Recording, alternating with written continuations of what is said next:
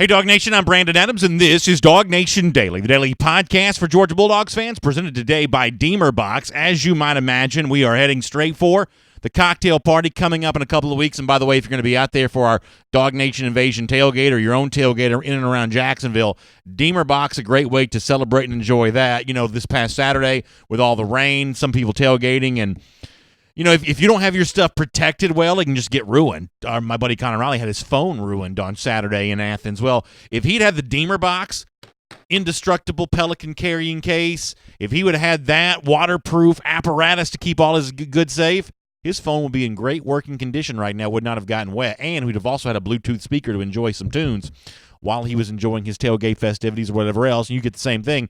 We'll talk to you more about Deemer Box over the course of our program today. We'll also talk more about our DawgNation Invasion tailgate, the big giveaway courtesy of our friends at Peach Pass, and your week to get in on that. Jeff Sintel is going to be here as part of our Marlos Tavern Insider Update. Of course, the news this week involves a Rick Gilbert who has set his commitment date. We'll get into all of that coming up with Jeff Sintel, and I'll have some thoughts on that myself. As I said, plenty of Georgia-Florida stuff. We'll obviously talk about the situation involving Coach Richt, because of what he means to all of us, me included.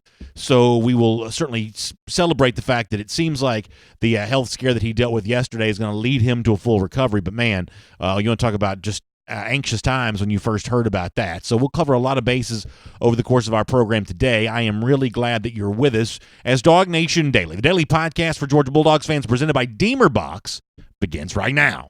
Today's episode of DawgNation Daily is brought to you by Deemer Box. Go to deemerbox.com/DawgNation for $50 off while supplies last. Presented by DawgNation.com. This is DawgNation Daily, the daily podcast for Georgia Bulldogs fans. Here's your host, Brandon Adams. We have a ton to cover on our program today. DawgNation Daily, the daily podcast for Georgia Bulldogs fans, presented by Deemer Box. We're going to touch all those bases. Obviously, a lot of that involves, coming up in a little bit, some thoughts about Coach Richt, who obviously had the health scare yesterday, the heart attack, as he let it be known on Twitter. Seems like that's going to lead to a good news and a recovery for Richt. But, man, you want to talk about anxious times. So we'll cover that here in a moment. A lot of recruiting talk on our program today, including Jeff Sintel in a little bit. Let me begin, though, with this, if you don't mind. You know, around here, we've always believed that Georgia-Florida is the biggest rivalry game for the Bulldogs in any given year, and it's really amazing to me how big that game is this year. And you really wouldn't ask for anything different in college football. You want your rivalry games to mean something. Now, I think college football is special in that sometimes it can just be two teams fighting for the championship of each other, as the saying goes, but it's always cool when it's more than that. And for Georgia-Florida this year, hard to really imagine this game being any bigger than it is. It's one of the reasons why, going back years ago, we kind of pointed to this game and started the whole Gator Hater countdown, which has kind of evolved into the Gator Hater Updater. It's one of the reasons why we did that, is because we just felt like that in any given year, pick a year at random, the game for Georgia that had the potential to be the greatest springboard was going to be Georgia-Florida, and this year, no different on that. This year, that's as true as it has ever been in any recent year. It's 2 Saturdays from now, but it's not too soon to start talking about it. It's not too soon to start getting ready for it. And I was noticing our friends over at 538, which is like one of these analytics, math-type situations, and I'm never quite sure how they tabulate these numbers that they tabulate, but it is admittedly interesting to me. They were talking about the playoff odds for various teams. They have this cool little thing, and I'll put a link to this when I post the show at the world-famous DawgNation.com a little bit later on today. But they had this little cool thing you could play around with where it showed playoff odds for all the various contenders in college football, and then you could click a box to say, well, what happens if this team wins its next game? Or what happens if this team loses its next game? Or, you had a couple different choices there. Now, we know essentially what happens if Georgia loses its next game, so I didn't worry about clicking on that box for a moment. But I did click in the box of what happens if Georgia wins its next game, which is obviously Florida. So according to the folks at 538, Georgia's current chances of making the college football playoff are stand at 16%. But if Georgia were to beat Florida, and once again, I don't have any idea how this math works or how it's tabulated or anything else, but I'm going to assume that they've got some sort of criteria for this. According to 538, that if Georgia were to beat Florida, it goes from having a 16% chance of making the college football playoff to a 27% chance of making the college football playoff, which doesn't necessarily sound like the greatest improvement necessarily, but it is a 1 in 4 shot of making the big dance as the month of November progresses. And as a Georgia fan, even though you're disappointed the team has lost to South Carolina, maybe a little concerned about a couple of the issues facing the team right now, to be past the cocktail party with a little bit better than 1-4 shot of making the college football playoff, that's not so bad. And it certainly gives you a bigger reason than ever to circle this game coming up in 2 Saturdays and say, what does Georgia have planned for the Florida Gators? I, for one, can't wait. I think it's going to be incredibly entertaining to watch it unfold, and also tremendously consequential as Georgia goes out and tries to get a huge win and propel itself to a much better chance of making the college football playoff. Now, as excited as I am about it, you would certainly not be able to tell from Kirby Smart when he spoke after the game against Kentucky that he is necessarily fired up and ready to go right now. Georgia's got this bye week. The assumption that many would have is that gives you 2 full weeks to prepare for Florida. That gives you a chance starting on Sunday, the day after the game against Kentucky, to be all systems go towards the Gators. Well, when Smart spoke, and he's said a lot of things to this effect in the past, when Smart spoke, he said, no, it's not exactly like that. We're going to do a lot of different things during our bye week. Here is Smart from Saturday night. I'm really focused right now on getting our guys healthy. We're going to go out Monday and do some walkthrough stuff and try to prepare and get healthy. We're going to take some opponents down the road Tuesday and continue to work on Florida and other teams that do things differently. And then we'll get tied down on them probably either Wednesday or Thursday. Now, I do think the health part of this is really important. I'm not going to, gloss over that or make light of that, whether it be getting Solomon Kinley back to 100%, getting Tyson Campbell back to 100%. You hope to hear some good news on Trayvon Walker at some point in time. There's a list of injuries that have kind of piled up for Georgia, and that's really no different than any other SEC team. But there is a list of injuries that's kind of piled up here for the Dogs, and there's obviously the hope that as you get ready for the Gators in a couple of weeks, this Saturday off provides you a little bit more of a chance to be able to do just that. The other thing that I think that Smart has kind of pointed out in the past, which is a important thing to kind of bring up here, is that you really can't spend too much time getting ready for an opponent, that there's a tune-out factor if you try to spend the full 2 weeks just, this is toward the beginning of the season even, Smart said this before, that you can't necessarily go crazy with every, dot and tittle, every minutia of the Florida game plan, because by the time you get to next Saturday, it's almost like the team has kind of gotten bored with that. Smart has said, some version of that before, and it's probably worth paying a little bit of attention to as you get ready for the Gators. He'll speak again this evening. My guess is he'll say a little bit more about Florida there at that time, but it's a much-needed bye week for Georgia, even though they already had a little bit of time off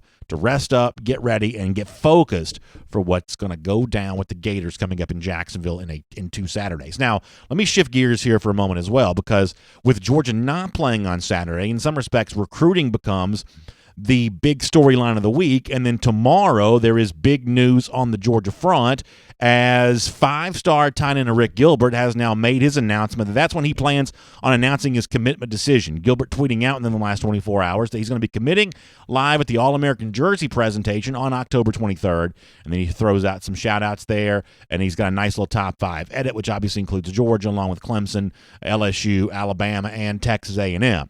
Now, Georgia got a chance to host Rick Gilbert for an official visit this past Saturday in kind of that rain-drenched game.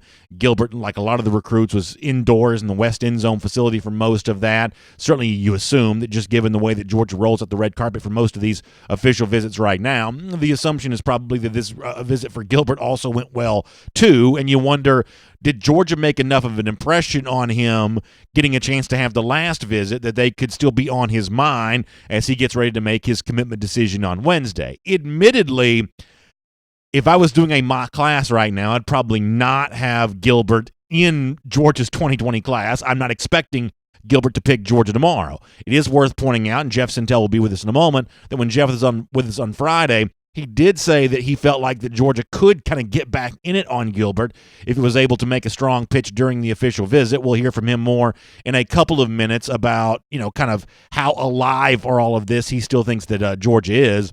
The one thing that you can say, though, is even if Gilbert ultimately chooses another school, which I'm guessing he probably will, if I had to guess, I think it's Alabama, I think that Georgia has shot its shot with Gilbert, though, and they've certainly done everything they can to kind of form that relationship. In fact, one of the things that Rick Gilbert has said to Jeff Sintel in the past is that Gilbert does feel a certain level of closeness, a certain level of connection with Georgia tight ends coach Todd Hartley, who's made a big ripple on the scene since coming over to Georgia and becoming that tight ends coach. And certainly from Gilbert's own words, his own mouth, he and Hartley have spoken quite a bit. So Georgia has had a connection with Gilbert, but is it enough to get a commitment? We'll have to wait and see. But here is Rick Gilbert on the connection that he's had with Todd Hartley. Coach Hartley, he really likes me, and I really like him.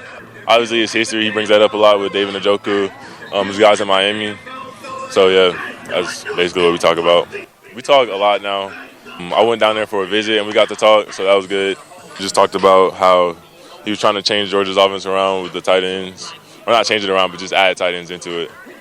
So, listen, I mean, you take two things from that. As I said before, as a Georgia fan, you feel good about the fact that Georgia has clearly had a relationship with him based on the connection that Todd Hartley's been able to make, but it's hard not to notice that Gilbert has definitely approached his recruitment like a business decision. He wants to play the tight end position or a flex in, kind of a hybrid wide receiver. He just wants to catch the football, and admittedly, it certainly sounds like from there that he's skeptical of Georgia's ability to deliver that football to him based on his own words right there. Other comments that Rick Gilbert had with Jeff Sintel, you're kind of left with the same thing. Here's a comparison between Georgia and Clemson that Gilbert gave to Jeff. I don't believe that Gilbert's going to end up going to Clemson, but it's still interesting to hear the ways in which he's weighing these two programs. This is from, the last few months or so. Jeff saying, well, what about Clemson? What about Georgia?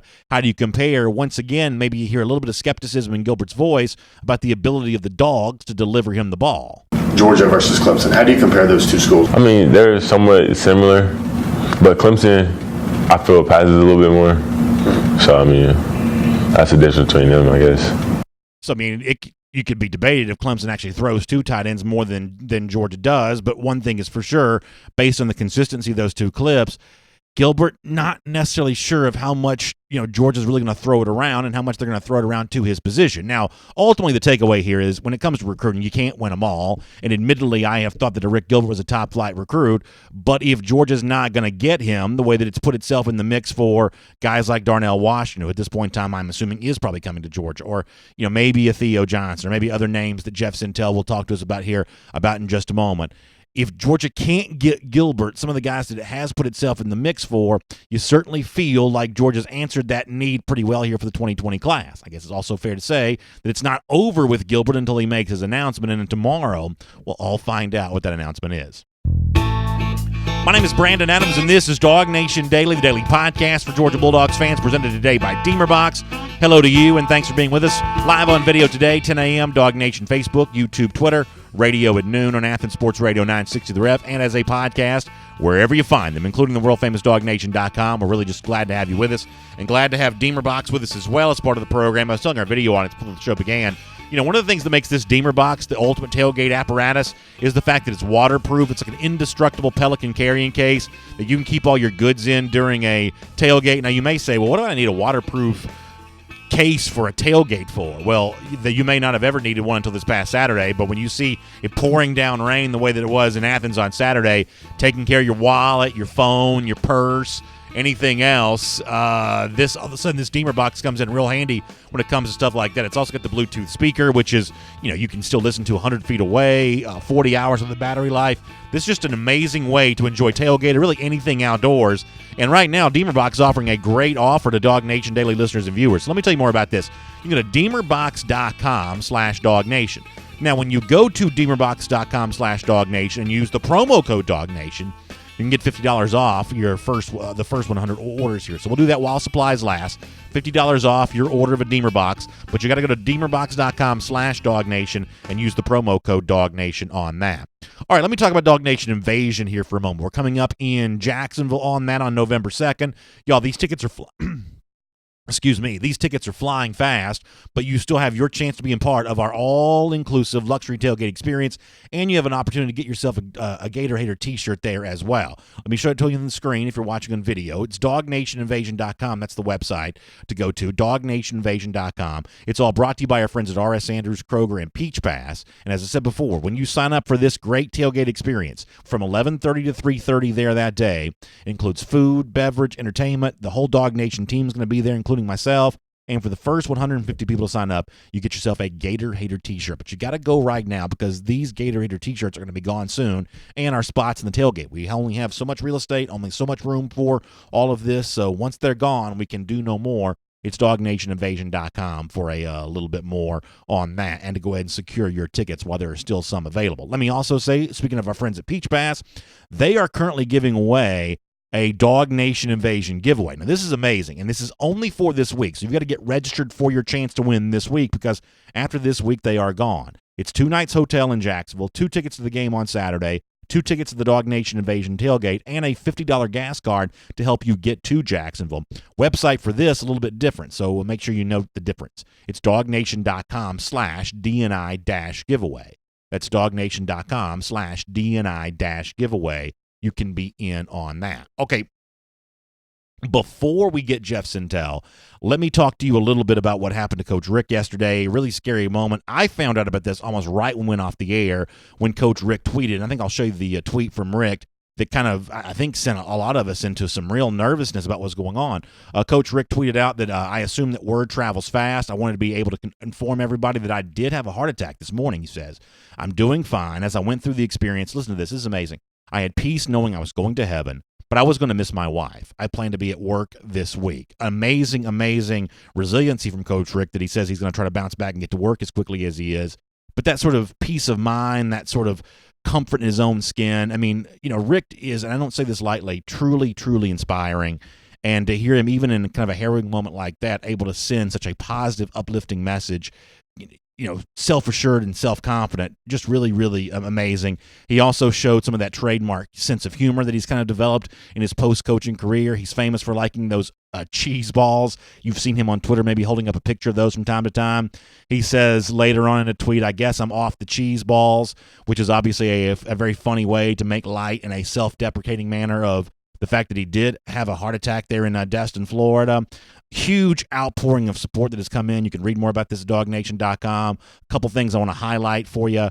Former Georgia running back Veron Haynes actually had a chance to talk to Catherine Rick. Veron tweeted that he got off the phone with her and was assured that the young fella, he means Coach Rick, is doing well, and he was in the background cracking jokes as though nothing had transpired. Both were in great spirit. Veron Haynes speaks for all the former Georgia players when he says, I love you, Coach. Now stay away from those cheese puffs, which I guess he's going to be doing. This is the kind of thing that's even kind of expanded beyond just the college football world and certainly the UGA Dog Nation bubble. I saw where the great former Atlanta Brave Chipper Jones, who's a big college football fan, happens to be a Gators fan, but he was also tweeting out some well wishes for Coach Rick, saying, hoping for a quick recovery for Coach Rick, maybe take a few days off before getting back to work.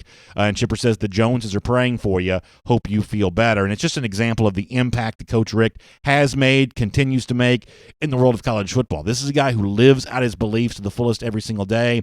He certainly puts his money where his mouth is, so to speak, in terms of the way that he wants to live his life. And, brand is kind of an overused word and maybe kind of a weird thing to use in the context like this. But I don't know that anyone has established a better personal brand for himself than Mark Richt has. This is the kind of guy that people genuinely seem to enjoy being around. The fact that he is healthy, or at least hopefully on his way back to full health here, is the answer to prayer for a lot of people. Speedy recovery for Coach Richt. Boy, I couldn't say that any more emphatically than I do. Y'all know what he has meant to me. I don't know him personally, but his just influence over the Georgia program and being such a pivotal figure with my favorite team for as long as he was, he's had a major influence on my life. I tell you, he's an amazing, impressive guy, and we really, really hope that he is back feeling very good again soon. So prayers for Coach Richt and his family. Great to have you here on DawgNation Daily, presented by Deemer Box. We're going to hear more from Kirby Smart later on about an issue that he liked from what he saw from the Kentucky game on Saturday, but I know you want to talk some recruiting stuff as well, so let's do that as a part of our Marlos Tavern Insider Update here on DawgNation Daily, presented by Deemer Box, as we speak to our buddy Jeff Sintel. From Athens and across the SEC or wherever the recruiting trail may lead, here's a DawgNation.com insider. So it's a Marlos Tavern Insider Update. Jeff Sintel, a lot of recruiting talk to get to. We'll get to all the Rick Gilbert stuff and everything else. Jeff, I'm sure you want to join me, though, before we kind of get going on, I guess, the topic at hand when it comes to UGA recruiting. Your feelings about Coach Richt. You obviously had a chance to cover him in some form or fashion over the years, and if nothing else, you've seen the influence that he's held over the Georgia program during his 15 years of head coach. This is a guy that I am very proud to know was connected to UGA, still has great affection for this program. I was horrified to hear that he'd had a heart attack yesterday, and then I don't want to say thrilled, because I guess he's still got a little bit of a road to recovery here, but certainly gratified to know that he was at least good enough spirits and good enough health to joke about that after the fact. Your reaction to the fact that Coach Richt deals with a bit of a health scare yesterday, announcing via Twitter that he had a heart attack.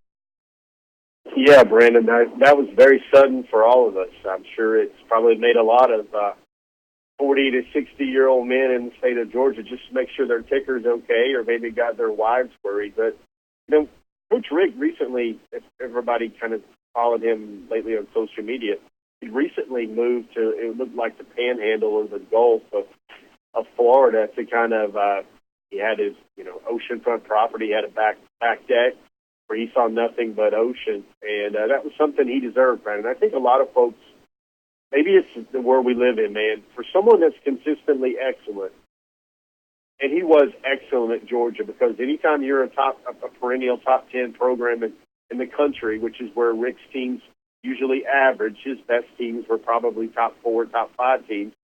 That's something, man. And I think a lot of people hate and maybe sour his legacy just a little bit because of, what didn't happen in the 2012 SEC championship game, or how the 2017 didn't get the chance to play for it all because there wasn't a playoff. Same thing goes with the 2002 team. I just thought the way Mark Richt handled that, he tweets out on social media, Brandon, and somehow he's trying to do the world a favor by telling the world he's okay. He mentions his strong Christian faith, which is where it all comes from. He mentions his wife. The message has hope, peace, love, and yet also he's got some sort of finish the drill. I'm going to go to work this week. I'm still going to work this week to it. I thought that was exactly the way Mark Richt would share the news of a serious health scare on social media. That's just classic Richt right there. Yeah, it really is. And, boy, I look forward to many more years of his influence in college football. This sport's better to have him as a part of it, whether it's a broadcaster or a coach. Georgia is better off for the 15 years that he dedicated to this program. And, we need Coach Ricks in this world. We need Coach Ricks in the sport of college football in particular, because, as you know, Jeff, it can be kind of a mess from time to time. So, Rick, a full, speedy recovery. I not only pray for that for his family, I pray for that for the sport, because we need him. We need guys like that really, really bad to influence us all in the positive direction. Let me kind of very clumsily kind of shift gears back to the topic at hand for us, which is recruiting as a part of our Marlos Tavern Insider Update.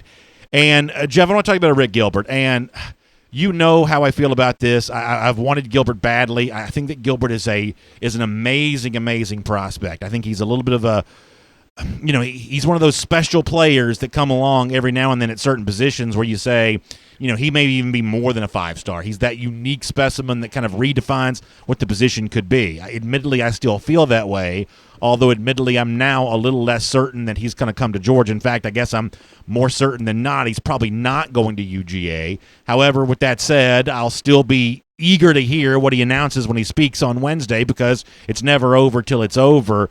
I know Georgia got a chance to host him on Saturday. These official visits typically go well, especially in Georgia, because they're just good at this kind of thing. There's a family connection here with Gilbert to Georgia, assuming because he's from the state. Family ties, maybe like to see him stay in state here. I guess, what can you tell us? And is there a optimism you can pitch to us here? Is there a realism that you're required to pitch to us here? Just take it wherever you want to go. Rick Gilbert set to announce here on Wednesday.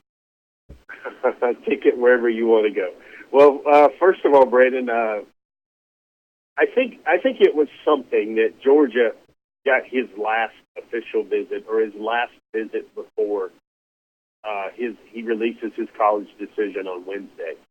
I think that says something about how Georgia has recruited Gilbert, specifically Dell McGee, and just how Georgia's went about his business since he was an 8th grader at Woodward Academy, on the way up, going to Kirby Smart football camps.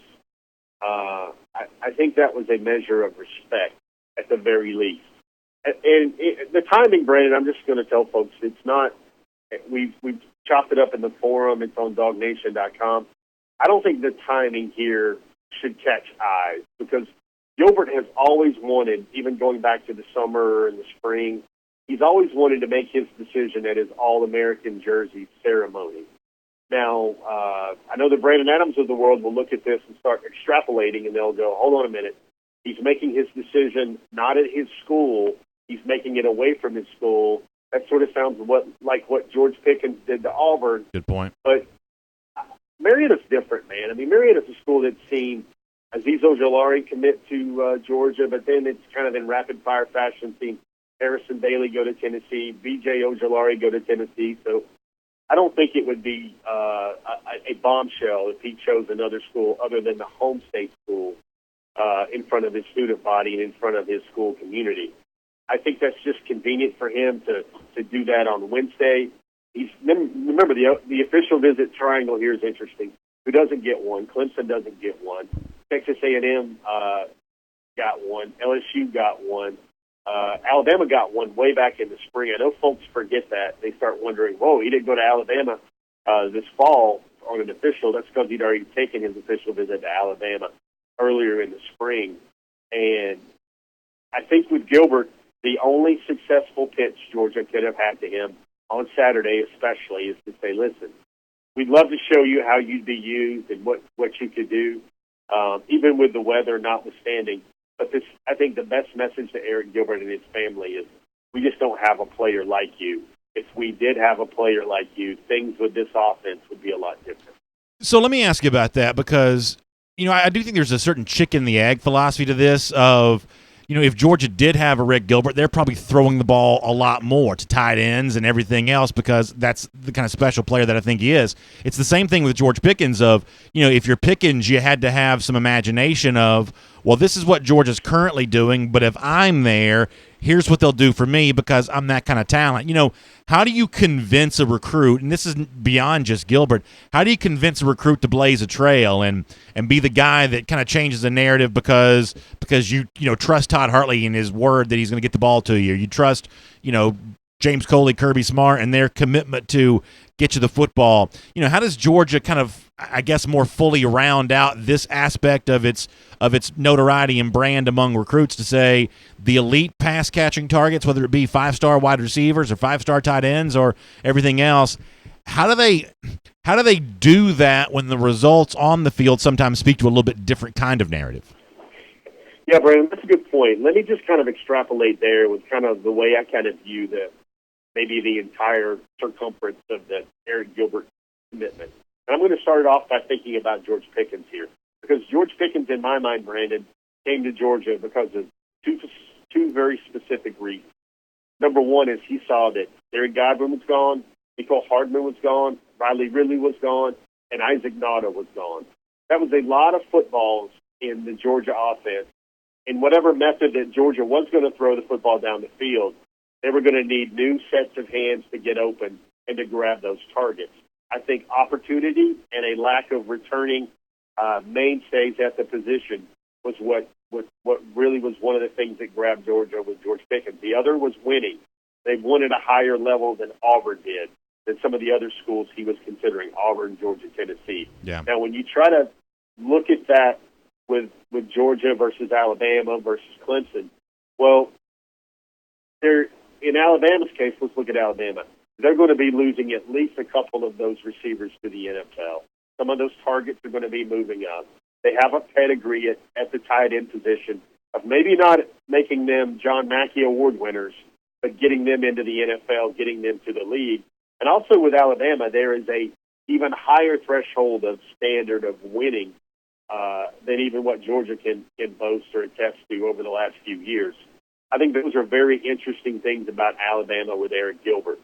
And I think when a recruit sometimes has to think about where they are with their heads and where their hearts, sometimes those emotions are conflicting emotions when it comes to their college decision. And it's also worth pointing out here, too, that while Georgia may miss out on Gilbert, or may not, but it's certainly, I guess if I had to guess, I'd say they probably do miss out on Gilbert. They're still in great shape for Darnell Washington. They're still in the mix for a lot of other guys. We're going to talk about even, I guess, maybe another guy here in just a moment that's kind of a new name on the scene. But on Washington in particular, that certainly that's a 5-star athlete of a very high caliber who, certainly is kind of the West Coast version of what Gilbert has kind of been in the state of Georgia, a really impressive athlete. Washington's obviously a very big guy, but he's shown some ball skills. He's shown some athleticism, and Georgia still appears to be very much in the mix for Darnell Washington, even if things aren't going to quite work out for Rick Gilbert.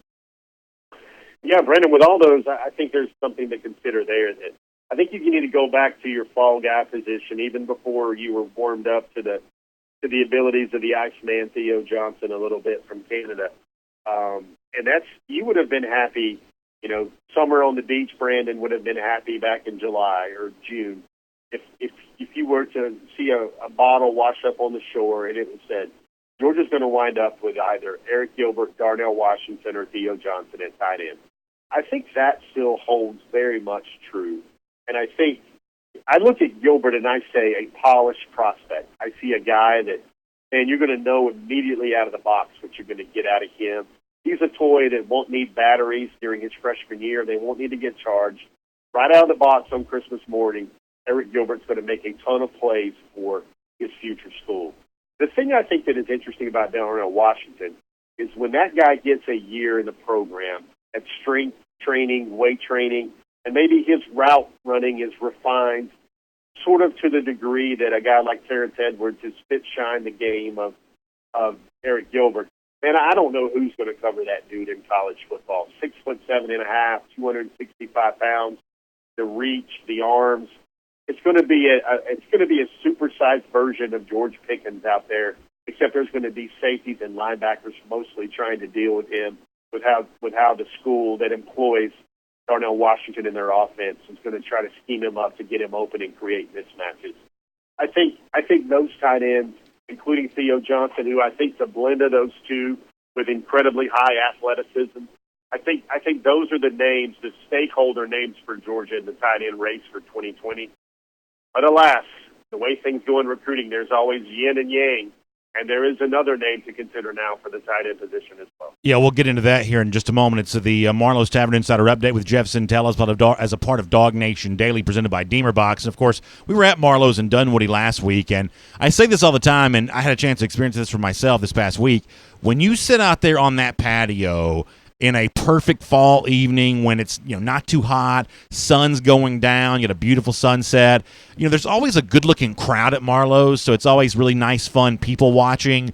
There is always, obviously great chef-inspired food, craft cocktails, everything else. We're big fans here of Marlos Tavern, and we'd invite you to check that out, the tavern there in your neighborhood, to kind of find out why this season in particular, this sort of late fall heading towards the holiday season, is just an amazing time to check out the Marlos Tavern closest to you. You'll be as big a fan as I think that Jeff and I are. It's our Marlos Tavern Insider Update here as a part of our program today. All right, Jeff, a name that you put in the forum that admittedly is a little bit of a new one for me. I don't know a ton about this player. I just don't. It's Michael Henderson, a current Oklahoma commit. Now, I know Mikey Henderson, who caught the game-winning touchdown for Georgia in the 2007 Alabama game, but this version of Michael Henderson, the Oklahoma commit, I'm not quite as up to speed on, but I guess he was on campus this past weekend. Is that right?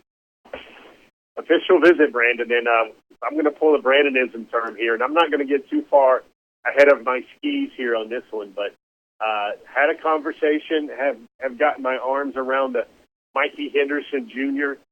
Recruitment, his interest in Georgia over the last 48 hours. Have a pretty good read on things now, and that's just not literally but also figuratively. You can look for a Mikey Henderson Jr., a 6'2.5", 238-pound jump ball specialist, red zone closer, so to speak. That's another name that has quietly crept into the picture there for Georgia recruiting.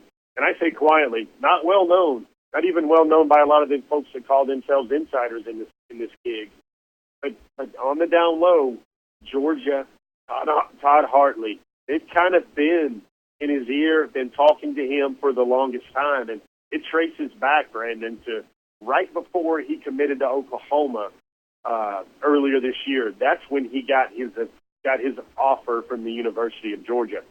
There's a lot of interesting things we learned about Mikey Henderson and Oklahoma and potentially Georgia that will be up on the site today. All right, I look forward to reading that, and I hate to ask such a dumb question, but what position does he play? Because 24/7 lists him as a quarterback. Is this a tight end? Is this a wide receiver? Like, what position does Henderson even play? Well, Brandon, I'm gonna just try to wave a magic wand in your brain right here. What if there was a way that Georgia could maybe sacrifice maybe 0.2 of a second of the speed of a Tyler Simmons who can clock it, man, 4.4, he can go, and maybe put another 50 pounds on him and have him blocking out there on the edge where you're multiple I guess it's part of that flex-in position. Brandon, he was a quarterback for the longest time. He still chucked the ball about 65 yards, but Oklahoma views him as an H-back. Georgia views him as something decidedly different for the position, and that's a guy that can play some tight end, can be multiple and play some slot. The flex-in that you're looking for, that's why he's rated, Brandon, as the nation's number 10 athlete on the 24/7 Sports Composite, and he is a four-star recruit as well. Lots of things to learn about Mikey Henderson Jr., and I will say this, Georgia is right there in this recruitment, where not a lot of people that do this for a living would have thought that maybe a week or 10 days ago. Will you permit me to be sarcastic for like 2 seconds? It certainly seems like you're going to be sarcastic anyway, or at least when we hang up the phone, so why don't we just do it now? It certainly seems like Theo Johnson's recent trip to Kinnick Stadium must have gone very, very well if we're talking about a new name here in this discussion. Am I wrong for saying that? Clear clarifier, Brandon. This is not a new name. Mikey Henderson Jr. said he's felt like a priority, commit whenever you want to type guy for a very long time with Georgia. So it's not oh my gosh, we heard some news, this is happening, this is breaking, let's go get our understudies, let's go get our silver medal finishes. Mikey Henderson, Brandon, Mikey Henderson Jr., he's a guy, when you see his film and when you put that thing on, there are a lot of intriguing possibilities, especially how he fits in the Georgia offense. All right. I mean, put a guy out there, 238 pounds, that can level somebody in the run game out there on the perimeter, but also shake safeties, run routes, and win a lot of jump balls in the red zone. That's what Mikey Henderson Jr. can do. So let me ask you another question about a different player, and this is for the most part just due diligence, just to make sure. But, you know, my understanding is, based on some of the things you've reported and some of the things that I've even read from the principal in mind, that Georgia's pretty far down the road with Noah Sewell right now for good reason. Sewell's obviously one of the top players in the entire country. So therefore, when a guy like Trenton Simpson, another very good linebacker from a town that Georgia knows well, Mallard Creek, North Carolina, when he decommits from Auburn, my assumption is this is not really a Georgia story, but Georgia was one of his 3 finalists before, so it's at least worth circling back on. Am I right about this, that at this point in time, Georgia's targeted its only linebacker for the 2020 class, and it's either Noah Sewell or bust as an inside linebacker for Georgia in this class? Right or wrong on my account for that? Brandon, I would think your insight and your candor there serves you well, especially if you were painting a picture in Carolina blue. Yeah, that certainly makes a lot of sense. North Carolina was the other finalist from there before, and you know, I guess just a quick follow-up on this. This doesn't really necessarily matter, but, boy, a little bit of a loss for Auburn, right? I mean, you don't spend a ton of time, you know, doing this, but, you know, not being able to hold on to Simpson here, that's a little bit of a loss, right? 5-star recruit on the pure 24/7 sports rating. He was a guy, when you started thinking about Simpson with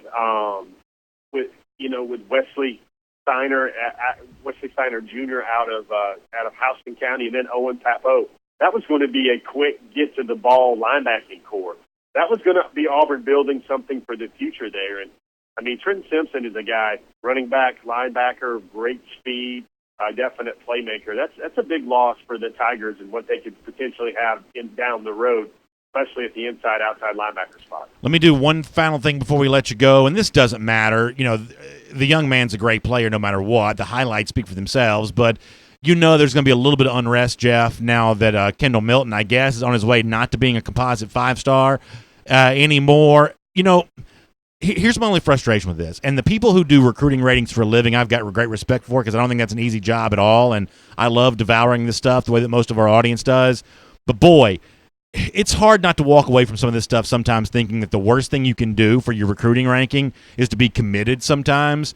And ultimately, it doesn't matter. Milton's going to have, I think, a great college career no matter what his final ranking ends up being. As I said before, his highlights speak for themselves, and Georgia's got themselves a good one. But to the extent that we do like the horse race of recruiting rankings, it is really funny how some of these, you know, long committed guys early in the process have a tendency to slowly drop over time. Yeah, I mean, Brendan, I think that's a marketing thing. A lot of times those people have a product they need to push. Those people have an industry. It sounds a lot better to say uncommitted or 5-star, or, you know, they also drop the Jace McClellan, the Oklahoma commit there as well, who's going to take some looking around as well, likely to visit LSU, likely to visit Alabama as well. That's just kind of, Brandon, it's nothing new. When A.J. Green told Mark Richt, kind of bring our conversation full circle, that stop calling me, man, because when you call me, that means you're not.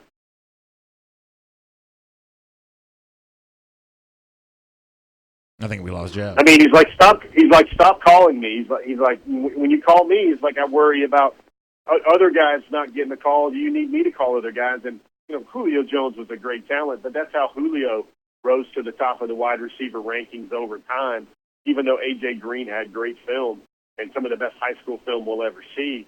But, that's just kind of the business. You want to push the latest and greatest whiz-bang technology in any business or product in any business, and that's kind of why we're seeing this happen right now. There's a really good term for it, Brandon, that I know will probably get a grin or a guffaw out of you a little bit, or at least a chuckle. It's called, one of our folks in the DawgNation forum put it out really, really deftly, I thought. And they say they came up with a new term called Blaylock. And what does Blaylock mean? Blaylock means is when you've done everything you can, you've put out some really great film. Fireplug Dog actually dropped the term Blaylock in the DawgNation message board forum, but that's what it is. When you do everything you can and your film says a player and you're getting better and better and better, and somehow your stock drops because you're a committed recruit and you're not entertaining any other offers, that's what happens. I think Milton, it looks like some of his senior film, it looks like they're trying to get half of the Fresno Greater SWAT team to tackle him on some of these plays. He's showing speed, he's showing burst, especially coming out of a nagging quad injury that bothered him at the beginning of the year. He's catching balls out of the backfield like he's a 230-pound Roger Craig. Clovis is doing very well. I think this is not an example of Kendall Milton's stock declining as a senior.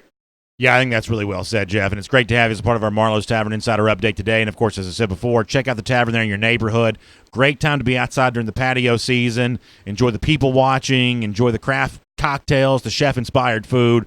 It's just a world-class experience when you go to the tavern. They're known for their hospitality, and they will roll out the red carpet figuratively for you as well. So check out that Marlos Tavern. And, by the way, DawgNation looking forward to being back in the Marlos again very soon as well as a part of our Marlos matchup with John Stinchcomb. Stay tuned for more details about that in the coming days when DawgNation is going to hit the road and be out and about again. Jeff, I'll see you tomorrow for Before the Hedges presented by Kroger. We'll look forward to talking to you then for that. But we appreciate you being here on our program here today. Hey, guys, have yourself a great week. See everybody on Wednesday Before the Hedges. Looking forward to it. Let's take a look around the rest of the league. This is SEC Through. Good stuff from Jeff Sintel. Really appreciate his candor when it comes to recruiting, and we'll be eager to cover the Rick Gilbert announcement on Wednesday, and we shall see where it goes. As I said before, my thought on this is both an optimism, hey, it's never over till it's over, a realism of this thing's been sort of feeling like it's trending a certain way for a while, and then, maybe even the larger point of, well, as Georgia maybe moves away from Gilbert, it certainly seems to be in pretty good shape with some other pretty impressive guys who would do at least a similar thing to what Gilbert does, and I don't believe that Darnell Washington takes a backseat to anybody in the country. So pretty good stuff there from Jeff Sintel, and as he said, he'll have plenty more on the side as well. He's got stuff on Rick Gilbert right now and plenty more to come about a lot of these other recruiting stories as well, including Michael Henderson. So check all that out, DawgNation.com, and the forum at forum.DawgNation.com too. Interesting fallout continuing from the Tua Tagovailoa ankle injury, where he's not going to play on Saturday against Arkansas and then hopes to be back, at least in some form, for the game against LSU, which will be 2 weeks after that. So he's got a little bit of time to get ready here.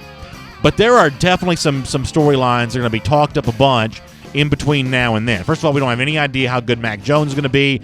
I am legitimately fascinated to see Alabama versus Arkansas on Saturday. Arkansas is not a good team, you know that. Alabama's still got loads and loads of talent around Mac Jones, who was, a pretty significant recruit when he ended up at Alabama. One-time Kentucky commit, went to a high-powered high school program. So this is not a guy they just dragged off the street, but still a pretty big drop-off from Tua Tagovailoa. How much can they plug and play at the quarterback position? I'm admittedly fascinated by that. Something else that I'm fascinated by, and part of this is just on the basis of I kind of like to watch Alabama fans squirm. You know this is coming whether it be from like Stephen A. Smith or like local columnist or whatever, someone's going to push the narrative over the next few days that Tua Tagovailoa should completely shut it down. Second ankle injury in the last 2 years. Someone's going to push this of, hey, why risk it? You're the number one pick. We've already seen players not play bowl games. Why? I guess you had the Bosa situation, Ohio State, a year or so ago.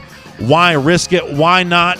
Why not just get ready for the NFL draft? Now, I don't believe that Tua Tagovailoa will do that, and frankly, I don't think he should do that. I say that as someone who just likes college football better than the NFL and believe that winning a national championship is kind of a sacrosanct opportunity, the kind of thing you shouldn't turn down the chance to go out and do. Obviously, I hope Alabama doesn't do that, but my feelings about college football are what they are.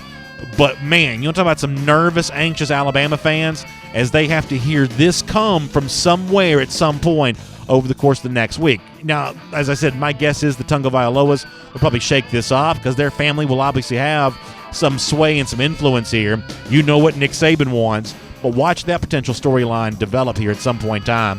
When someone, there's always some sort of rabble-rouser out there, when someone tries to push that narrative, I don't necessarily agree with that take, but boy, I wouldn't mind seeing a few Alabama fans' comments to that when it finally pops up online. Something else to say here, and this is a little bit more serious. You know, we saw a situation in the NFL, for those of you that follow that league, where Patrick Mahomes goes down with a little bit of an injury for the Kansas City Chiefs.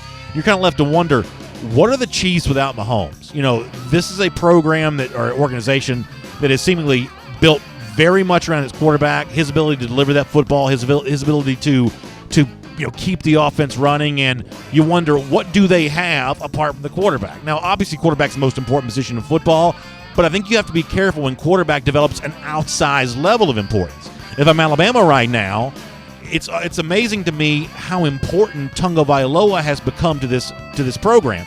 Now, that's not because they don't have great receivers. They do. It's the deepest position group on the team. Collectively, the receivers for Alabama may be even deeper than the quarterback position, Tua included. But how do you get them the ball? Obviously, Tua is going to be way better at that than Mac Jones is. As I said before, we'll find out on Saturday just how successful Jones is at doing that in terms of Jerry Jeudy and Jalen Waddle and everybody else. But if you're Alabama with Tua injured and maybe not 100% of the LSU game, you're left to wonder, is this a program that's become too quarterback dependent? There's something to be said for Georgia, even though a lot of fans would like to see the pass game evolve a little bit more and have a little bit more, prolific stats in the throw game. It's important to note that Georgia has a lot going for it beyond quarterback right now. And if you're Alabama, you're kind of left to wonder the opposite of, wow, have we gotten too dependent on a quarterback throwing the ball all over the yard? That's what we're about to find out. LSU-Auburn's an amazing game on Saturday. I'm fascinated by this. Here's the key storyline for me, and we'll do a lot more on this as we kind of get into the week. LSU really ran the ball against Florida. Now, the whole story for the whole year has been how great Joe Burrow is, and Burrow has, to me, been as good as you've heard. He's just been amazing, consistent week in, week out, home, road, wherever. But against Florida, the big deal was LSU also ran it for 218 yards. That had been a slow start to the running game to begin the year, but pretty good performance against the Gators. I think against Auburn, it can't be Joe Burrow alone. Once again, to go back to being too quarterback dependent, LSU's got to find a way to get these running backs involved against a very good Auburn defense. I tell you, I am really excited about this game. LSU's been my pick to win the SEC West, but I do not think this is an easy game for them on Saturday. They've won every game against Auburn dating back to 1999, so it's been a long streak for LSU versus Auburn there in Death Valley. But man, oh man, this is going to be a fun one indeed. And then LSU offense trying to run the ball against the Auburn defense, that's a big storyline there. One more quick thing to get through. You're starting to see some hot seat talk emerging around the SEC. We've been saying for a while now that it looked like Joe Moorhead might, of his own volition, choose to go to Rutgers just because of the fact that he's not getting it done at Mississippi State. That's heated up over the last couple of days, although Moorhead's trying to put that fire out right now. Seems hard to imagine Chad Morris returns at Arkansas on the basis of the fact that he hasn't won an SEC game and doesn't certainly have one circle that he's likely to win. Looks like Chad Morris may be in some real trouble. Now, they've got a buyout they're still paying to Bielema. They owe a good bit of money to Morris there as well, so money might save Morris. But as it stands right now, hard to find any support for him there in Fayetteville. And then Derek Mason, pretty interesting on Saturday, after there had been some talk that maybe he and Vanderbilt were, not quite a marriage destined to last forever. He goes out there and gets a big win on Saturday against Missouri, possibly doing what a lot of these other coaches are, longing for the chance to do, which is get a big win to kind of quiet some of the frustrations of the fans. So that'll be a storyline to follow as the season progresses. We'll make that, for now, your SEC through. And in just a moment, we're going to celebrate some of the UGA performers who've had great success in the NFL this past weekend. We'll do that coming up. Before that, though, I want to let you hear more from Georgia coach Kirby Smart. It was a 21-0 game on Saturday. It was actually scoreless going into the half. So in some respects, it wasn't a game necessarily filled with highlights. As we said yesterday, DeAndre Swift did his part to provide some highlights. The Georgia defense pitched the shutout there as well. One of the things that Kirby Smart also talked about after the game was the impact of the Richard LeCounte forced fumble and what that sort of did to the outcome from Saturday. I want to play this to you from Smart, and then it sets me up to explain a pretty interesting stat for Georgia going to the cocktail party. Here's Kirby. We have stress turnovers to no end. We finally got one. And I don't know if somebody stripped it out or we hit it out, you know what I mean, whether it was caused by a collision or a strip. But we thought that we could get the ball off him, and we finally did, and that gave our offense an extra added momentum and incentives. So Kirby says we've been stressing turnovers, pushing that, and he thought that gave the offense an extra spark, and I think that's true. Now, I'm of the belief that turnovers are the kind of thing that's sort of hard to force. There's a certain randomness to turnovers. You can look at the stats of the long haul, and they kind of bear that out. But it is a pretty interesting dichotomy for the Georgia defense right now. If you care about advanced stats and analytics and things of that nature, Football Outsiders, their FEI ranks the Georgia defense number 11 right now. That's in the conversation for best in the country. But a pretty big difference in terms of how stingy Georgia's defense has been compared to how disruptive it's been. Number 6 right now, according to Football Outsiders, in percentage of drives that result in a touchdown. Georgia's doing a great job of keeping teams out of the end zone. But Kirby says they've been stressing turnovers. There's good reason for that. Percentage of drives for opposing offenses that result in a turnover, Georgia's just 82nd in that regard. So as you head towards Florida and then the other games beyond that in the month of November, it's going to be not just enough for Georgia to be a stingy defense. It also needs to become a disruptive defense. And it certainly sounds like Kirby Smart is pushing his dogs in that direction. With that said, let's turn our attention to the dogs on Sunday here, and our top dog of the week presented by Kroger. Pretty impressive performances from some UGA guys playing now in the National Football League. I want to highlight a couple of these in particular. One of these took place right here in the city of Atlanta. Let me celebrate Patriots running back Sony Michel, who had 3 touchdowns in the win for the Jets last night on Monday Night Football. Went over the Jets in Monday Night Football. Todd Gurley also scored a touchdown for the Rams against the Falcons. And McCole Hardman had a touchdown catch in the Thursday win for the Kansas City Chiefs against the Broncos. Interesting to see Hardman in Athens on Saturday. He was really highlighted by the PA announcer a couple of times, and no doubt with Marcus Roseman and Rick Gilbert and guys like that on campus, Georgia was glad to be able to showcase a rookie in the National Football League who's doing such a great job of catching the ball. That is a big feather in the cap for UGA to be able to showcase Hardman, to say nothing of those great running backs there as well. It is our top dog of the week. It's presented by Kroger, and Kroger's excited to announce Chef Jr. is returning to select Kroger stores. In October, the exciting creation is Dirt Pudding Cups. In addition, you can also get a recipe card, an apron, a chef hat, a recipe box, and a whisk to add to your kitchen tool collection. Go to KrogerChefJr.com to register for your class and find out more about participating locations. All right, we'll get ready to wrap up our program here today. And as I said to start off the top of the show today, I am like shot out of a cannon excited about what's going to go down for Georgia and Florida. I just can't wait for this rivalry game. I think it's, even though I'm not glad that Florida's somewhat good right now, I am really excited about the fact this game means as much as it does. You just love the idea of everybody heading towards Jacksonville with so much at stake. It's like the best of college football, and obviously around here we love the world's largest outdoor cocktail party part of this, and we're looking forward to being a part of that with our DawgNation Invasion tailgate and everything else. It's just going to be an incredible time, and one of the things that we're really proud of is the fact that on our watch here on DawgNation Daily, presented by Deemer Box, Georgia's been on top in this rivalry for a little while. We don't want to see that change. 1,088 days. That's how long it's been since Florida's beaten Georgia. It's our Gator Hater Updater. We'll see you tomorrow. DawgNation Daily, presented by Deemer Box. And on video, before we do our R.S. Andrews cool down, have y'all noticed this? That the same thing happens virtually all the time. And it doesn't happen every time Jeff calls, but every time it does happen, the sequence of events always takes place this way. Jeff is in the middle of making a point. The phone cuts out. It's like 1 Mississippi, 2 Mississippi, 3 Mississippi, 4 Mississippi. Now there's dead air. I feel the need to speak up and say something. So I say something to the effect of, I think we lost Jeff. And every single time I say that, before I even get those words out of my mouth, Jeff is talking again. It's almost as if me starting to say that prods the phone back into working again. I don't think that's the way technology works, but boy, hard not to notice that. Maybe you've noticed the same thing. By the way, huge thanks to R.S. Andrews for bringing the R.S. Andrews cool down to you. You know, I get to sit here and talk to you and take these comments and, you know, kind of just be loose and relaxed and chat and do all that kind of stuff. I get to do that because R.S. Andrews makes it possible. You know, Dari and the whole team over there, they are part of our DawgNation Invasion tailgate. We do go with the flow with them. They're just really good supporters of DawgNation because they love UGA fans. They love the pageantry. They love the whole deal. You hear Dari on Fridays on our program. He is bought into this Georgia team. He wants to see this team do well. He wants to see it win the national championship. He knows what that means for, you know, local businesses thrive when Georgia's winning. It's just a fact. You know, I think the same thing's true for some of these smaller town NFL teams too. Go to Buffalo when the Bills are winning. Everything just feels great around the city, or at least to the extent it can feel great. Green Bay, obviously the same way. You know, college towns, states that support these college towns, they thrive when Georgia's winning. So you better believe the folks at R.S. Andrews and everybody else are really just on the bandwagon for Georgia to keep doing what it's doing and find a way to beat the Florida Gators. That's why we recommend R.S. Andrews to you. Air, heating, plumbing, electric. You can find them online at rsandrews.com.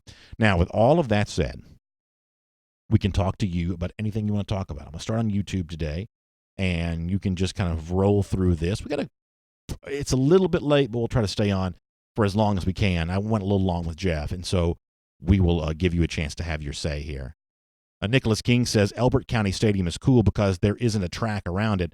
That stadium and North Hall are great. So that's kind of a fun conversation over there about cool high school stadiums. Elbert County is the Granite Bowl, I believe. North Hall is definitely the Brickyard. I know that because I'm from Hall County.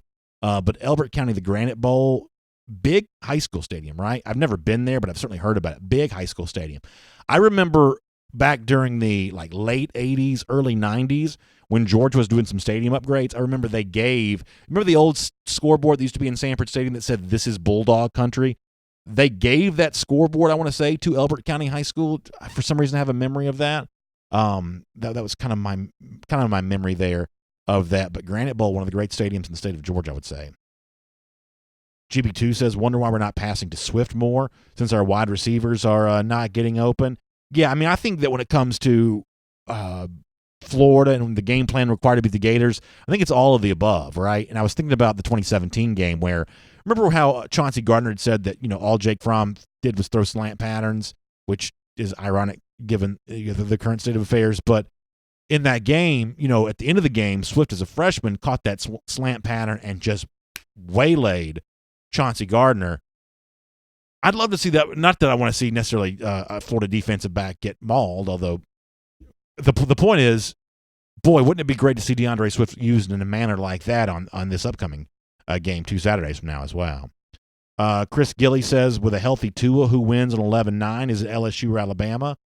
Listen, my pick on this has been LSU before the start of the season, and even with a healthy Tua, that's the way that I would go with that. Obviously, Alabama will be the favorite, but my money would be on LSU there. Spencer Edwards is a North Hall alumnus checking in. Good old Brickyard. Yeah, listen, I got a lot of friends who've had connections to the North Hall athletic program. That's a great school. I would love to have raised my kids there. Would have loved to have done that. Mike D says it's a mini Georgia-Florida this Friday night with BHS versus Glenn.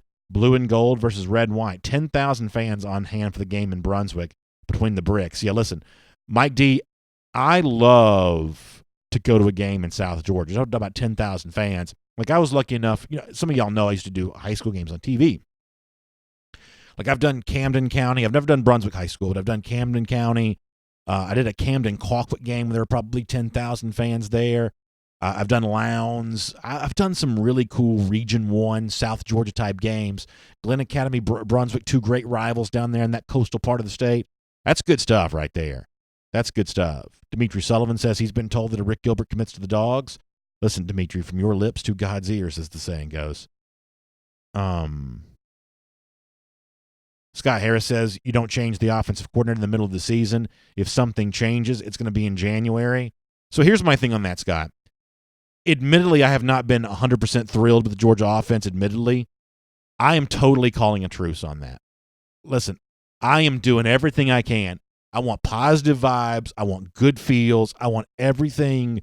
I just want everything I can. Now, listen, I'm not going to pretend that this kind of stuff, is going to impact the game necessarily. But for me, I'm not saying a bad word about Coley. I'm not saying a bad word about play calls. I'm not saying a bad word about anything. I am going to personally choose to be 100% positive vibes, 100%, just whatever I can do to create a happy atmosphere in the universe. That is my goal here over the next couple of weeks. I am all in on Georgia, Florida.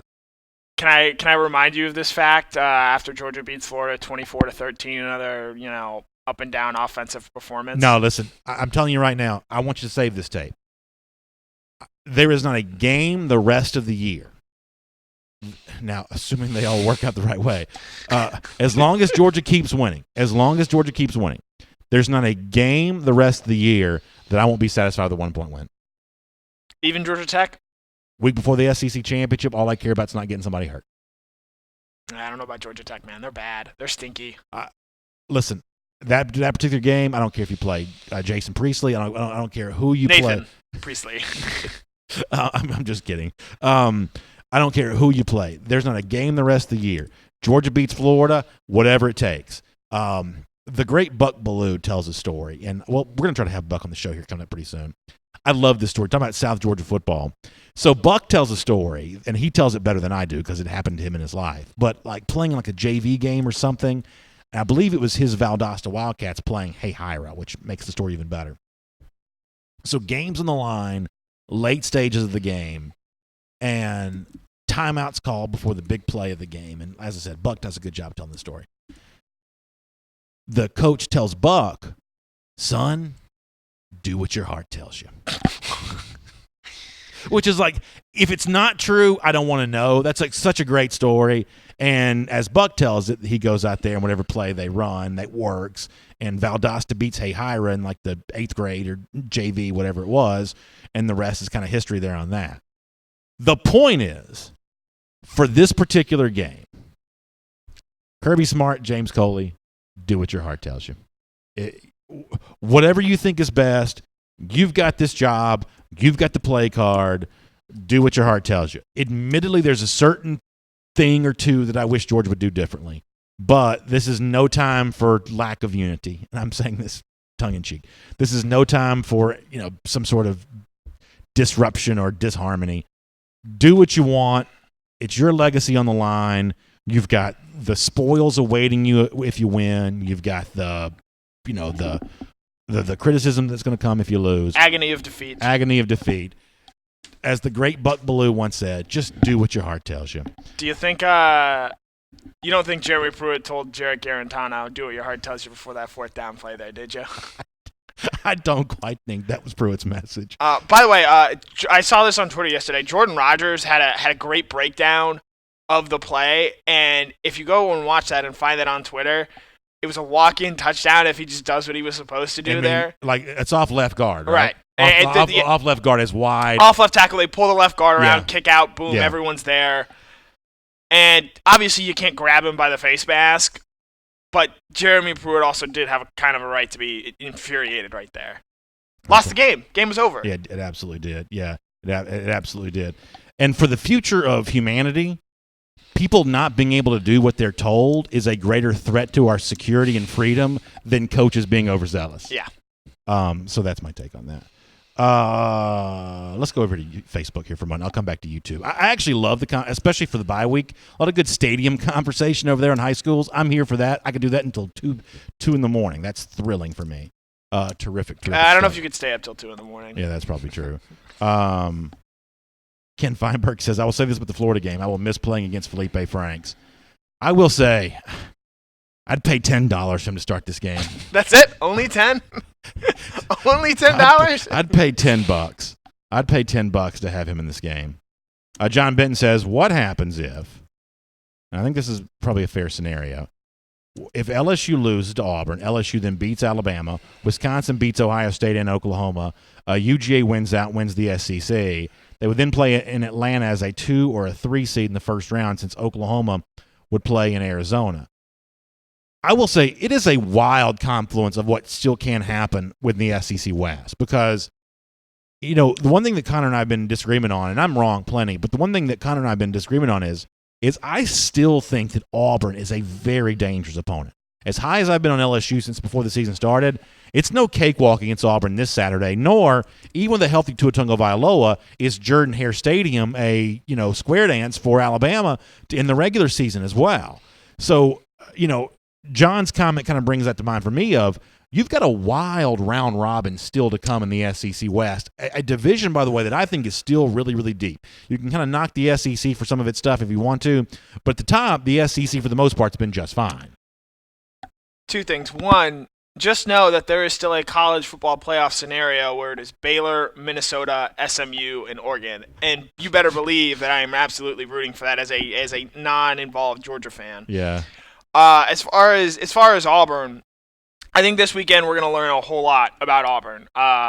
Similar scenario to what they went into against Florida, big game on the road, CBS 3:30 game. It's going to be loud, hostile environment. That old CFB quotes, fake news Twitter account was at it again over on Monday. I think that guy should go to prison. How long? Like 20 years. Libel, slander. Yeah. I think we're going to learn a lot about Auburn, and, I jokingly like to call teams frauds when they lose. Wisconsin was your big fraud of the week last week. I'm beginning to wonder if Auburn loses this game, do we start to put them in that Texas A&M and that Texas category of, yeah, they're probably a pretty good team, but if you're losing to all the really good teams you play, how good are you? This is one thing that you and I just disagree on, and I'm fine with us being on opposite sides of this. You're a lot harder on teams than I am that play really tough schedules and lose games in that situation. You're just I'm okay losing one, but when you lose all of them. Sorry. My phone has gotten to where it rings all the time during the show. I got to stop leaving the studio. Gerald Harmon brings up the basketball team for a moment. He says, how is the team unranked when it's got Anthony Edwards and everything else? It won 11 games last year. Well, basketball, Gerald's also just a really weird sport in that there's so much hype and attention to the one-and-done freshman players. But if you look at the people who follow the sport most closely, the one-and-dones don't actually contribute to winning as much as you might think. Case in point last year where Zion Williamson's the best player in the sport, the one-and-done freshman, but Duke's not going to the Final Four, not winning the national championship. It's more of a team like Auburn that was senior-laden and had a lot of experience. So if you're a Georgia basketball fan, and I am, here's what I think your hope for Georgia this year is. Now, maybe they go on a miraculous run, and certainly that'd be awesome. But more than anything, you want Edwards to be as good as advertised. You want this to be a really fun team to watch. You want him to get a lot of attention, and then you reap the benefits of that from years to come when you start having, as an example, is it Severe Wheeler? Is it the point guard's name? A guy like that who might not be a one-and-done, all of a sudden he hangs around for year 2, year 3, more recruits coming in around him, and it certainly seems like they're doing a pretty good job recruiting. Admittedly, I don't follow basketball recruiting all that closely, but it seems like that Crean's continuing to do a pretty good job recruiting. I mean, that's really like your hope here is just be good, fun to watch, pack the gym. It seems like they're going to do that. Let Edwards dunk a bunch, score a bunch of points, and then as he moves on with his basketball career, he'll create the kind of coattails that future Georgia teams can really benefit from. One name to watch with the Georgia basketball team, in addition to Edwards as a freshman, Tunani, and I'm sorry if I'm mispronouncing his name here, Tunani Kamara, power forward, guy spent last year, I believe, at Montverde Academy down there in Florida, very good, high school program. Look for him to sort of impress more than maybe you would think from a guy of his age and stature. That's a good point. Matt Rukavina says, true or false, that Mullen would stick with Trask even with Franks was healthy. 100% true. At this point, 100% true. I think it's kind of like the Easton Prom thing where, Franks might have the theoretical higher ceiling, but Trask is playing too well to be taken out right now. Justin Glaze, and I'm hesitant to bring this up because I have no idea where this is about to go. He says, what's your take on the curse of the track? Did a man really die on the track? I haven't heard this. I mean, Which track are we talking about? I think he means the Spec Towns track. No idea. I don't know about that. Tell me more about that, Justin. Matthew McGahee, maybe tell me more about that, depending on where this one goes.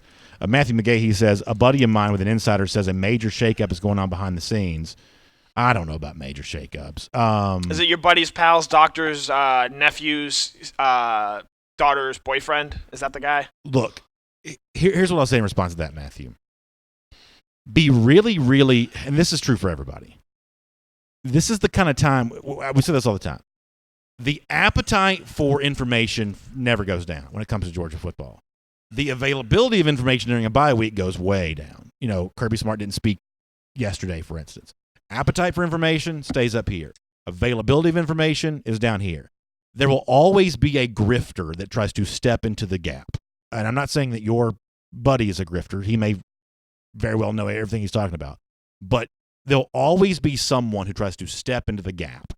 And the stepping into the gap of appetite for information and availability of information, the gap will always filled by somebody who offers some sort of cryptic message. And sometimes cryptic messages aren't necessarily bad news. Sometimes cryptic messages are, man, can't really tell you more about this right now, but just know this, Georgia is killing it in recruiting right now. Can't really tell you more about this, but just know this coaching staff's really putting together a good class. That's non-specific and it's meaningless, but it's the kind of thing that sort of passes the time when the availability of information is so much lower than the appetite for information. And right now, just given what's going on with the offense, there's that same kind of opportunity for someone to say, major shakeup behind the scenes. And I'm not criticizing you, nor am I criticizing your friend. They may be right about this. But your friend won't be the only person this week that tries to step into the gap of people want to know stuff. There's nothing to be known. So therefore it gets filled with, I heard so-and-so showed up at so-and-so and blah, blah, blah, and blah, blah, blah. I mean, somebody asked about the speculation about something being haunted. The number of rumors that have existed over the years, I'm talking about pre-internet, pre-Twitter, pre-everything else, that could never be substantiated. We could all spend all day long talking about these things. We won't, because that would be irresponsible. But I mean, there's just litany of, well, I heard this and I heard that. Just be really, really careful about something this week. The odds are what's going on at Georgia is quietly behind the scenes. This team knows that it's needs to get better, and it's going to work really hard to do that. The idea that it's going to come in some sort of dramatic showdown between someone who feels this way and someone who believes that, my guess is that's probably not true. But there will be no shortage of people this week who, through cryptic messages, attempt to suggest that that's true. Mike was not on. Yeah, I mean, there's, like you said, there's a vacuum for information, and when there's a lack of readily available stuff, people try and fill it with stuff. That's why, look back to Mark Richt's last year at Georgia, the whole Jeremy Pruitt fiasco. Now, as it turns out, some of that was true. Some of that was true, but there was nothing concrete coming out at the time, so there was just ridiculous rumor after ridiculous rumor out there that sort of just filled the air. An interesting stat on Alabama. Do you know that this Saturday against Arkansas will be the first time in Saban's tenure at Alabama that he's had to start a backup quarterback? Is that right? Yep. Well, he voluntarily chose to start one against Ole Miss in 2015, but I get the point that you're making. Yeah, that because of injury, essentially. Right, he is starting a backup quarterback. That's pretty interesting, actually. Pretty interesting. That's actually a pretty good stat for a guy that's been there as long as he has been. Connor Mead brings up on Facebook, he says, I promise you this Georgia defense is going to be extremely aggressive. Stunts and blitzes and exotic looks. So let me ask you a question. Now, it sounds like you've got an opinion on this, Connor, so I'm going to let you say it. What don't I have an opinion on? How aggressive do you want to be against Florida? Is it appropriate to be really, really aggressive, or is it more appropriate to I have respect for the Florida wide receivers. Is the game next Saturday about filling passing lanes, make it tough for a quarterback in Trask who's had some moments but is still limited, or is this about selling out to go from being stingy to disruptive? What is the better overall strategy? Connor seems to have, the commenter here seems to have an idea what's best. What do you think is best? I mean, I think what you've Actually, the commenter was Connor as well. So this is Connor versus Well, Connor. did you see how he spelled his name? I think it was an ER. But no, that's the wrong way to spell it. As far as this Georgia defense, I think we've still sort of seen, It's the same sort of conservative approach, especially from blitz perspectives, that we saw last year. They don't blitz very often. They try and get home with 4 as much as they can. That way they can have as many guys back there covering in the secondary. And because of that, and it's worked tremendously well. Georgia, I believe first in the SEC in scoring defense, first in stopping the run, second in passing yardage allowed per game. If I had to guess, based on past deflections, they're probably one of the top teams in the country, and that's simply just by having more bodies back there, which is also why you sort of see that their tackles for loss and sacks aren't necessarily where you would expect an elite defense to be. So I think as long as this conservative approach is still working, that's what you're going to see from Georgia. But hold on, I'm sorry. Admittedly, I wasn't 100% listening because I'm collecting comments. But I wouldn't describe what Georgia has done this year as all that conservative defensively. Am I wrong for saying that? What would you say has been aggressive? Well, their third down package has been real aggressive. Well, that's when they can get. I see what you're saying. When you can get into third and longs and you can put essentially your pure speed guys out there, Nolan Smith, Adam Anderson, Trayvon Walker. I mean, a lot of the time, at least in my eyes, I don't consider that aggressive. I just consider that their sub package for that. They're not bringing a ton of extra pressure. So even that, and admittedly, I don't have the verifiable proof of what I'm about to say, but I feel like they've been sending 5 a pretty good bit. Like I said, I don't have the verifiable proof on that. Maybe I'm just wrong. Maybe I just assume they have been. They have it. But a lot of interior pressure, inside linebacker type stuff and things like that. I'd be interested to see how they classify Adam Anderson there because he's usually that 5th guy. They'll have Devontae Wyatt, Trayvon Walker, and then Nolan and Aziz are sort of the edge guys, and they'll sort of move him around. But I don't even know if that, to me, that doesn't necessarily qualify as more aggressive than usual because you should maybe try and bring pressure. When I think aggressive, I think teams that blitz on first and second down and bring 7 guys, the classic Grantham style defense on third down where you just blitz out everyone. Here's where you could do that a little bit against Florida. With all due respect to P. Ryan, I don't think of Florida as a really good running team. And when they're not getting a wide receiver holding for 40 yards down the field, they're especially not a good running team. So to me, it might be worth rolling the dice a little bit on first and second down because I don't believe that Florida is going to be able to make you pay as much for having non-jumbo defensive group in the game. This is not Lynn Bowden at quarterback. This is not Daquan Joyner at quarterback who's going to tuck it and run that situation. The running backs aren't great. The offensive line's not great. So from that standpoint, you have a chance to be a little more aggressive on first and second down. It's almost like, I used to be, believe it or not, a pretty big college basketball nerd. When Tom Davis was the coach at Iowa, they used to do those one-and-done presses where they would just show a full-court press for one trap and then drop back after that, kind of picking your spot to kind of go all in and hopes you get a turnover.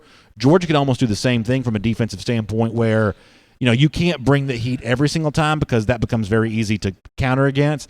But if you really bring the heat on first and second down occasionally because you're not that respectful of the Florida running game, that does give you a chance at that point in time to be more aggressive. Florida 10th in yards per game, tied for 12th with Vanderbilt in yards per carry at 4.3. In the SEC. In the SEC, yeah. So, there are some questions there. I think the maybe even more interesting thing is Florida's rush defense has been kind of middle of the pack. And last week against South Carolina, the Gamecocks, in a wet weather where Ryan Hilinski was not playing all that well, likely because of the weather, they ran the ball, I believe, for 270 yards. Tavian Feaster had a huge game after not really doing a whole lot against Georgia.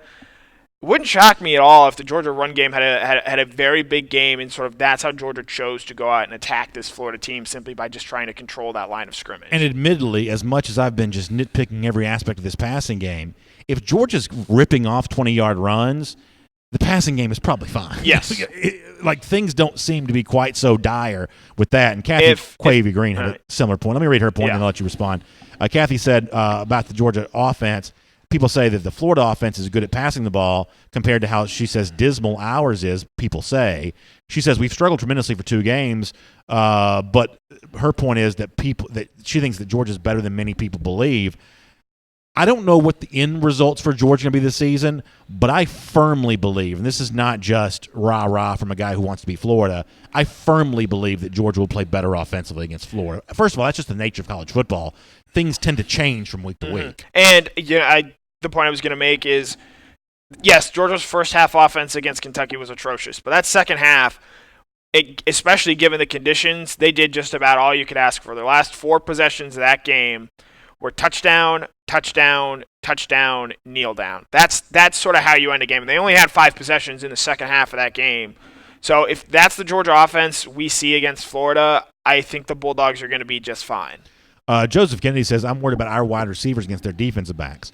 Last year we had Holloman to whip up on them. We're going to need a wide receiver to do the same. So here's the thing. I do respect Florida's defensive backs. I know C.J. Henderson was banged up a little bit. I'm assuming he's back healthy and playing again. I think when you look at George Pickens, I think you see what Georgia's going to have to do. Pickens is not going to ever be wide open. But as Terrence Edwards told us last week, that separation is not 5 yards. Separation is a yard. Separation is hands where the quarterback can see them. Jake, who, say what you will about the last couple of weeks, is still a very accurate quarterback. And they're just going to, I say this loosely, they're just going to have to force the ball in there. With Pickens, you're going to see bracket coverage a lot.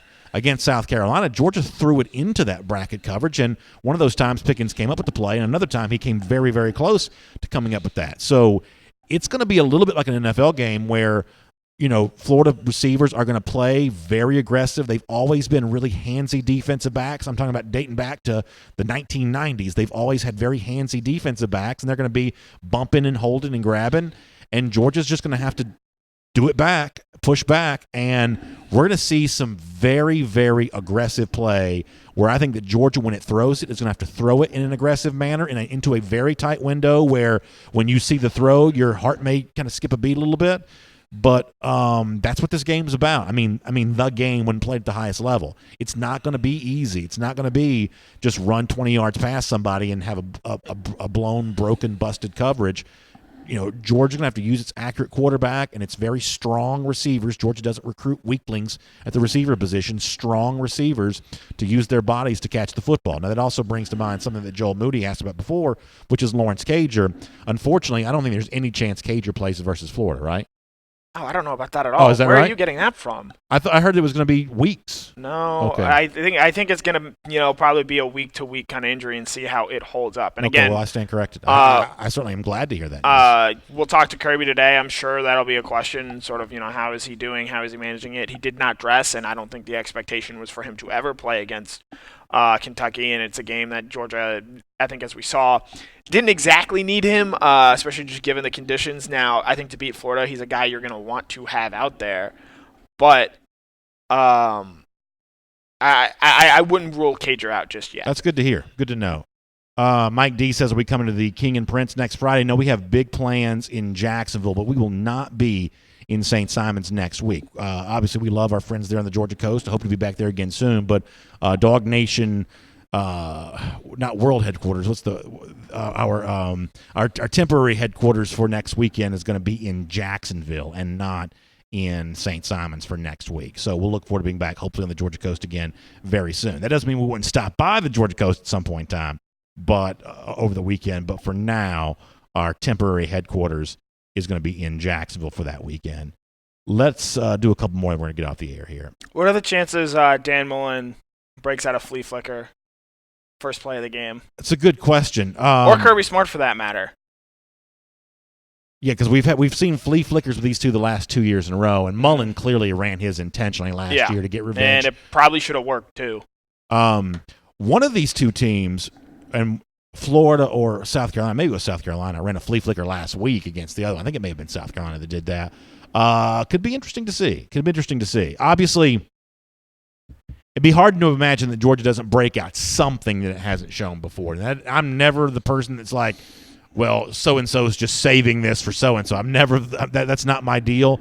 But Georgia will do something differently versus Florida almost for sure, whether it be flea flicker or whatever. They'll do something different there in that regard. I mean, just look last year. We hadn't seen a whole lot from Jeremiah Holloman before that Florida game, and he ends up finishing the game with 2 touchdowns and emerged as a real big red zone target that day. So, Georgia's added wrinkles for this game before, and, is it getting Dominic Blaylock more involved? I hope so, just for someone who's invested so much of his personal stake in him being a good player. Is it Demetrius Robertson, James Cook getting more involved? Those 3 guys last week 3 combined catches for 4 yards. I know the conditions were bad, but to hear Terrence Edwards, to hear a lot of people who talk about necessarily the issues with this Georgia offense, and a potential solution is getting those guys the ball more. You have to see better numbers from that trio if Georgia's going to win. Taylor Sprites on YouTube says Mullen just said that Kadarius Toney's back. Kadarius Toney's a weapon you've got to account for. Mm-hmm. He's like that classic Florida player who's almost positionless, but you have to just sort of know where he is. Toney's definitely that guy. I believe Jabari Zuniga and John Greener, their defensive ends, will be back as well. And people have brought up the potential worry about those defensive ends and getting pressure, but I think if you're going to get pressure on this Georgia offense, especially when they do drop back to pass, look at the South Carolina game. The Gamecocks weren't getting pressure from the edges.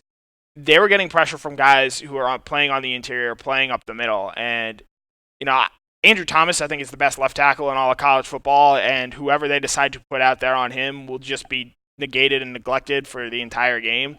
So, and Isaiah Wilson, I think he's done a pretty decent job this year holding up in pass blocking as well. So if Florida is to get a pass rush, I think it's going to come from the middle of that offensive line, or through the middle of that offensive line. Let me do a couple quick YouTube comments. We're going to get ready to get out of here. I want to get one from Jacob Thompson, what was Jacob Thompson's comment? Now I don't see it. A lot of good comments coming in. Now I'm missing his comment. I'm sorry, Jacob. I apologize. Scott Harris says, let the players storm the field after the first touchdown as a tribute to Coach Richt. When you talk about changes for what we've seen from Georgia, I wonder if that's what people have in mind there for that. By the way, don't blame cheese balls for Mark Richt's heart attack. That's unfair to the cheese ball industry. Have you ever had those cheese balls? Do I look like a guy who's had those cheese balls? I'm not quite sure how to answer that. Yes, the answer is yes. I love them. I love those things. Should we get some for the trip down to Jacksonville? Maybe so. My favorite kind though is, and I'm gonna actually give a free plug on this, but it's not. This isn't totally a free plug. So when I was a kid, I used to love the Planters cheese balls. Planters is the brand, not the brand that Coach Richt likes. That's the one that Coach Richt likes. Yeah. I like the Planters cheese balls. The Kroger, and this is not an ad, this is true. The Kroger near my house has the Planters cheese balls. So maybe we will get some of those. Now the problem is you get the yellow stuff all over your hands. Mm-hmm. That's a pretty good driving. Other than the yellow stuff, that's a pretty good driving snack. So I had all these comments I want to read on YouTube. Now I can't find any of them. Maybe we should just go. Sorry, yeah, neglecting YouTube again. I'm sorry. No, guys. I had like 4 comments I wanted to read. Now I can't find any of them. I'm really sorry about that, y'all. Somebody said something kind of good about, you beat Grantham by showing things that he hasn't seen before. You can definitely outcoach Todd Grantham. I mean, this idea that LSU did. Grantham is like the greatest defense coordinator in the world. Florida fans love to believe that. Grantham has been outcoached more times than I can count on both my hands, and Georgia can definitely do that. I've got more fingers on this hand than LSU had third down attempts against Florida. Without a doubt. Matthew Begay, he says 27-13 over Florida. If Georgia wins this game 27-13, they very well could. I'm not saying that's impossible. 27-13, you will not be able to slap the smile off my face. I don't care how you get it done. I don't care if it's 14 safeties, which would be 28, not 27. I don't care how. Just do it. This is the classic. This is the classic game of they don't ask you how, they ask you how many. Mm-hmm. In this case, I just want to know how many. How many do you win by? And however you get there is your own business. I don't have any issue with anything it takes to get this one done on Saturday. This is a true kitchen sink game. I'm a baseball fan. In baseball, sometimes this is called a Johnny Holstaff game where you pitch every pitcher you have. Mm-hmm. This is the football version of Johnny Holstaff. Whatever you have to do. I mean, just whatever it takes. Whatever it takes. What else? Jennifer Caldwell Sperlin checking out. We got to go to. Keith Fold sending out prayers to Miriam. Miriam, I hope everything's okay with you. James Crump's got his defensive ranks. He's got Georgia first, Auburn second, Ohio State third, Wisconsin fourth. I mean, the one thing you like about Ohio State's defense is they have 2 game-wrecking players. They've got Chase Young up front. That's his name. Is that his name? Mm-hmm. Chase Young up front, and then Okuda, the safety. That was a cornerback. That was a guy that I really wanted to see come to Georgia, and I'm not saying Georgia was ever really that much in the mix for him. I just really liked him as a recruit, and boy, he is as good as I thought he'd be. Is there a highly ranked recruit you don't want to see come to Georgia? There are some I like more than others. Okudah was one of those guys. I'm not a scout. I'm not telling you that I was scouting him and came up with this opinion. I'm just saying that some guys you just sort of get a vibe. Okudah gave off a vibe coming out of high school. But that's pretty good defensive Great rankings. name too. Okudah. Yeah, it's kind of a good. Yeah, it seems like a good defensive name. Yeah. All right, we've really at this point in time we're not really solving all the problems. So let's get ready to go. Huge thanks, by the way, to all of you for being with us. And, of course, the AJC, great place to go to get your Atlanta news now. So this casino thing is kind of getting real. I know that the Atlanta Motor Speedway is involved in this. They've, drawn up some stuff. Y'all check that out at ajc.com. Pretty fascinating stuff about – I don't know if it happens necessarily, but pretty fascinating stuff nonetheless. You can kind of check that out. Also, Falcons continue to be – in a kind of a rough situation here. You can get coverage on that. Also, the college basketball world heading towards Atlanta. The Final Four is in Atlanta this year. So you can start reading up on some of that at ajc.com there as well. Really good stuff, as always. Atlanta News Now at ajc.com. You can check that out. And, of course, R.S. Andrews brings the R.S. Andrews Cool Down to you as well. Make sure you get that $99 furnace safety check to make sure your furnace and heating system is ready to make its way through the cold weather season to come. We appreciate R.S. Andrews being a part of our program. Check them out online at rsandrews.com. I will see you all back here tomorrow morning, 10 a.m. for another episode of DawgNation Daily, presented by Deemer Box. We'll look forward to talking to you then.